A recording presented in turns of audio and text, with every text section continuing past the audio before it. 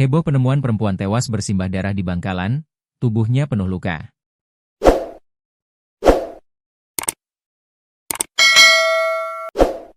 Warga Kampung Geladak Celeng, Desa Lombang Dajah, Kecamatan Blega, Kabupaten Bangkalan digemparkan penemuan jasad seorang perempuan penuh luka tanpa identitas, Rabu, 22 April 2026, malam, di dekat area pemakaman.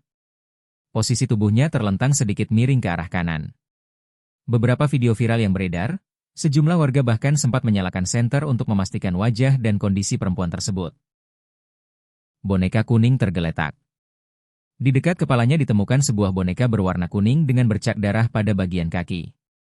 Perempuan itu mengenakan kaos sweater lengan panjang berwarna hitam, dipadu celana jeans berwarna biru dongker.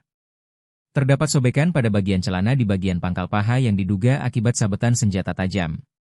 Selain beberapa video, beredar pula rekaman suara seorang pria yang menyebutkan, telah ditemukan mayat pembunuhan di Desa Lombang Dajah, tepatnya di Dek, Geladak Celeng.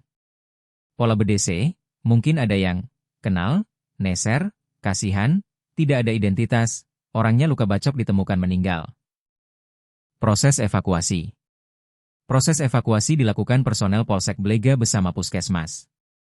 Jasad perempuan itu tiba di kamar pemulasaran jenazah RSUD Syamrabu Bangkalan sekitar pukul 23.40 waktu Indonesia Barat. Hingga pukul 1.30 WIB, kegiatan otopsi yang dilakukan tim medis pimpinan Dr. Edi Suharta beserta personel unit Inavi Satreskrim Polres Bangkalan belum rampung.